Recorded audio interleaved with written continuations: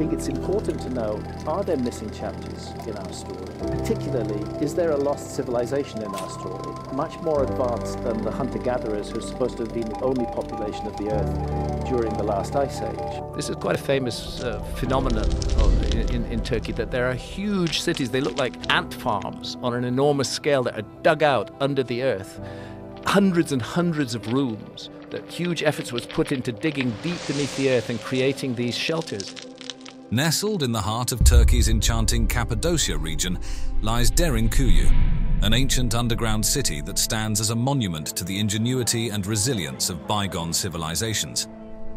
Its fascinating origins, complex construction, and versatile uses offer a glimpse into a community that sought refuge beneath the Earth's surface, crafting a hidden world of remarkable depth and complexity. And archaeology does not have a good explanation about what they're there for, or why they were built, or when they were built. They're all cut out of stone. You can only date objects that were left in them. You can't say when they were actually made. The story of Derinkuyu begins in the 8th–7th centuries BCE, with the Phrygians, an Indo-European people renowned for their architectural skills, laying its foundation.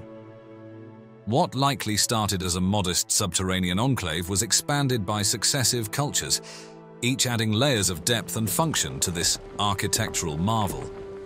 Notably, in the 2nd and 3rd centuries AD, early Christians seeking sanctuary from Roman persecution carved out additional living quarters, worship spaces and communal areas. They were used by Christians, they were used by Muslims, they were used back in 2,000 plus years ago as homes in some cases. The construction of Derinkuyu was no small feat. It involved the excavation of approximately 2.5 million cubic meters of volcanic rock, known as tuff, which is soft enough to carve but hardens when exposed to air, ensuring stability for the city's expansive underground structures. Derinkuyu's purpose extended far beyond a mere hideout. It was a bastion during invasions and conflicts in the strategically significant region of Cappadocia. What makes sense of those underground cities to me is that they were built as places of refuge that people could go into during an episode of meteor bombardment during the Younger Dryas. Beyond serving as a refuge, it also offered a complete underground living environment with water wells, food storage, livestock pens, and even a prison. They're fine. They have air vents, they have water, they're incredibly well thought out. Its intricate layout supported a vibrant community life, with residential areas, communal kitchens, and places of worship, reflecting a society capable of sophisticated urban planning and social organization. The city's capacity to house up to 20,000 people, coupled with its advanced infrastructure, including an extensive ventilation system and a complex water distribution network, speaks volumes about the ancient world's architectural and engineering prowess. I spent hours down there just wandering around and looking at this amazing place. Of particular note is Derinkuyu's significance to early Christians, who found not just a safe haven, but a spiritual sanctuary within its depths.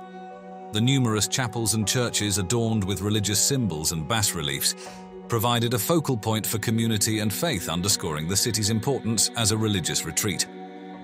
Derinkuyu, an underground world equivalent to an 18-story building below the Earth's surface. This ancient city, carved deep into the earth to a depth of around 200 feet, provided a year-round comfortable living environment. Thanks to its cooler and more stable temperatures, it's fascinating to think about how it was designed to house up to 20,000 people, along with their livestock and possessions, showcasing an incredibly organized society, adept at managing life's necessities in such a confined yet complex space. With at least 18 levels, Derinkuyu was more than just a series of tunnels. It was a fully functioning underground metropolis. The city was meticulously organized into residential areas, communal spaces, and even sectors for livestock, indicating a society that valued structure and community. The intricate layout ensured that despite being underground, movement within the city was fluid. The city's innovative ventilation system is nothing short of remarkable.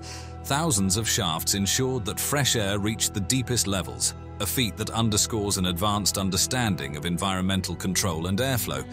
This system was crucial for not only providing fresh air, but also for dispersing smoke from cooking and lighting, maintaining air quality for the large population residing within. But perhaps what stands out most about Derinkuyu are its defensive features.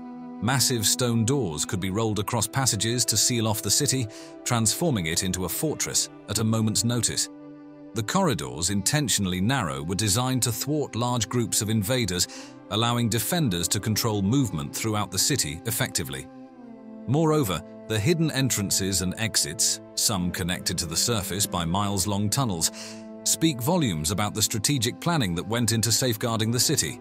These secret passages allowed for stealthy entrances and exits, crucial for gathering intelligence or making escapes during sieges.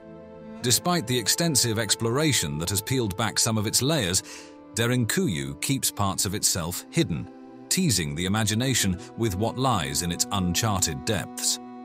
While we've uncovered much, there's still a vast expanse that remains out of reach.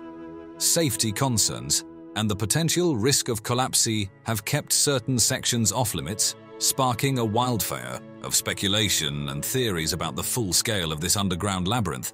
Could there be entire levels we've yet to discover, or hidden rooms filled with ancient artifacts waiting to tell their part of Derinkuyu's tale? The lore surrounding Derinkuyu and its sister cities in Cappadocia weaves a rich tapestry of tales that blur the lines between history and legend. Stories of a vast network of tunnels connecting the underground cities suggest a sophisticated system used for trade, communication, or even as escape routes from invaders.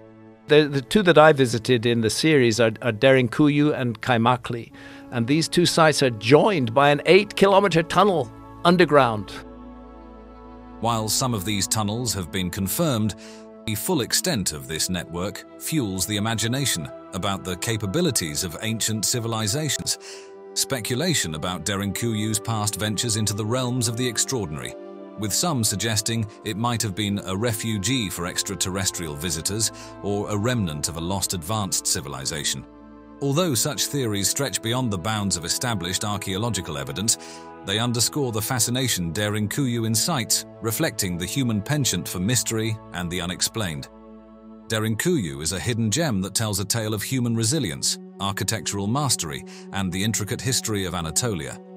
This ancient underground city, a sanctuary carved from the earth, speaks volumes about the lengths to which people will go to protect their beliefs, their culture, and their way of life. Imagine a time between the 1st and 3rd centuries AD when early Christians, facing relentless persecution from the Roman Empire, sought refuge beneath the earth's surface. Derinkuyu became their sanctuary, a place where they could practice their faith in secret away from the oppressive gaze of Roman authorities. Within this subterranean haven, they carved out chapels and churches, adorning them with frescoes that depicted scenes from the Bible and Christian iconography, creating a space that was not just about survival, but about preserving their spiritual and cultural identity. But Derinkuyu was not an isolated refuge, it was part of a vast network of underground cities in Cappadocia, connected by miles of tunnels. These connections weren't just for escape or hiding, they represented a sophisticated system for trade, communication, and strategic movement, highlighting an advanced level of social organization and urban planning in ancient Cappadocia. This network of cities underlines the region's significance as a cultural and economic hub, showcasing the ingenuity of its people in creating a cohesive and cooperative community. The modern rediscovery of Derinkuyu is as fascinating as its history. In 1963, a local stumbled upon a mysterious room behind a wall in his home, unveiling the entrance to this ancient city. This discovery captured the imagination of historians, archaeologists, and the wider public, leading to the exploration of the city and its eventual opening to tourists.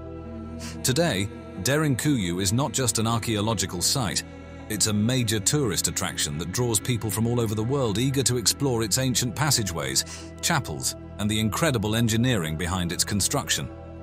Derinkuyu's significance has been recognized on a global scale, as it, along with other sites in the Cappadocia region, has been designated a UNESCO World Heritage Site. This honor speaks to its value to humanity, preserving its history and architecture for future generations. The city stands as a symbol of what humans are capable of achieving when faced with existential threats, creating safe havens of remarkable complexity and beauty.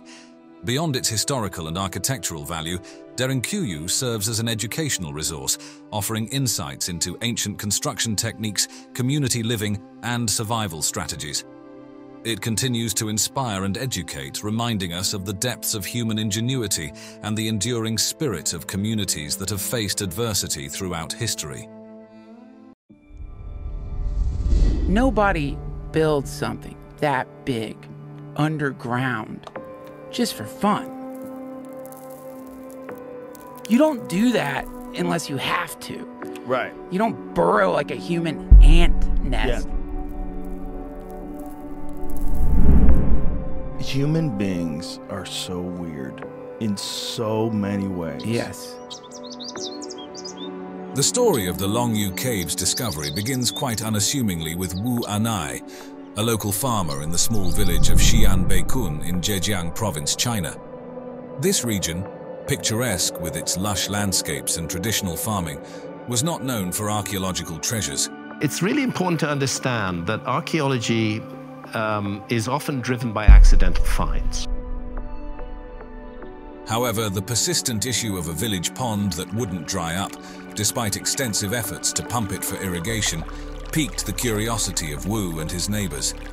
Determined to find the reason, they funded the use of rudimentary pumps, and after 17 days and over 20,000 cubic meters of water pumped out, they uncovered what appeared to be a man-made cavern entrance, revealing the first of the Longyou Caves, later dubbed Cave 1. Someone made it, and it involved a very large amount of organized labor. There had to be the will and the intent in order to do that. This cave, an architectural wonder with exquisite hand-chiseled carvings, stairways and sturdy columns, was just the beginning. Word of this remarkable find spread rapidly across the region, capturing the imaginations of both the public and the academic world. The discovery was so stirring because of its unexpected nature and the sheer magnitude of the caves. Motivated by the initial find, the local community continued to fund the exploration, and by the end of 1992, 4 more caves had been identified. There's a bunch of these things. There's a bunch of things like that. They're just like, Each cave was unique in design and hinted at a sophisticated yet mysterious civilization that had left no other record behind. Recognizing the potential historical and cultural significance of these caves, the Chinese government quickly stepped in. They took measures to protect the site and supported further scientific studies to explore these enigmatic structures more thoroughly. This governmental intervention mirrored the actions taken after other major archaeological discoveries in China, such as the Terracotta Army, uncovered by local farmers in Shaanxi in 1974. It's a wonderful mystery, and it deserves much further attention. Both the Longyou Caves and the Terracotta Army were stumbled upon by locals engaged in ordinary tasks, yet these finds were anything but ordinary. The Terracotta Army, part of Emperor Qin Shi Huang's mausoleum, features thousands of life-sized statues, each detailed with unique facial expressions and attire, clearly a tribute to the emperor's military forces. In contrast, the Longyou Caves, with their vast underground spaces expertly carved from solid rock, offer no such clues about their creators or their purpose, remaining shrouded in mystery. We are just, I think, looking at the edges of a mystery. The archaeologists involved feel the same. These discoveries significantly shifted our understanding of their respective eras. The Terracotta Army provided a window into the military aesthetics and rituals of the Qin dynasty, while the Longyou Caves have puzzled historians due to their lack of any historical documentation. Both sites have undergone intense scholarly scrutiny and ongoing research, as experts from around the world try to uncover the secrets they hold and the stories they might tell about the ancient peoples of China. These caves were cleverly concealed by the mountainous landscape and dense vegetation, which likely played a role in keeping them hidden for centuries. The region's rocky terrain further protected these man-made wonders from natural erosive forces, preserving their pristine condition through the ages. Advancements in technology have significantly aided in the exploration and mapping of these caves. Techniques such as laser scanning and ground-penetrating radar have been crucial in providing detailed information about the cave's dimensions and layout. Initially, surveys indicated that the caves covered an area of approximately 30,000 square meters, but ongoing exploration might extend this figure as more sections are discovered. The architectural consistency observed across the Longyou Caves is truly remarkable. Despite varying sizes and designs, each cave exhibits uniform craftsmanship with flat bases for pillars and symmetrical spacing of architectural elements. This uniformity suggests they were likely constructed under the centralized direction of a single authoritative entity, possibly a local ruler or a unified government during that era. The choice of siltstone for construction, a material easier to carve than granite or basalt, allowed for the creation of smooth walls and intricate carvings, showcasing an advanced understanding of material properties and structural engineering. This is evident in the high ceilings supported by massive stone pillars designed to distribute weight evenly throughout the caverns. The caves are not only a feat of engineering but also of artistry. The internal structures include complex water channels that likely serve to prevent flooding and maintain a stable internal environment, alongside ornate gutters and meticulously carved bridges that enhance both the functionality and aesthetics of these spaces. The scale of excavation involved is staggering, with an estimated 1 million cubic meters of rock removed using basic iron or bronze tools. This massive endeavor would have required thousands of laborers over several decades, if not centuries, highlighting the significant human effort and organization required. Detailed examinations of the tool marks and techniques on the cave walls offer archaeologists valuable insights into the technological capabilities of the time. Furthermore, carbon dating of some cave sections indicates their construction dates back to at least the Eastern Zhou dynasty, over 2,000 years ago. This ancient origin adds to the mystery and allure of the caves. The Longyou Caves, with their vast chambers and no historical records to explain their construction, have sparked a plethora of theories about their original purpose. One popular theory is that the caves were used as ancient storage silos. Researchers supporting this idea point to the stable temperature and humidity levels inside the caves, conditions ideal for storing perishables. The interior layout, featuring platforms and ledges, seems perfect for organizing goods, while the intricate water management systems might have been designed to control moisture levels, ensuring that stored items remained preserved. Another theory suggests that these caves served as royal tombs or burial sites for nobility. This wouldn't be out of place in ancient traditions worldwide, where elaborate resting places were often constructed for the elite.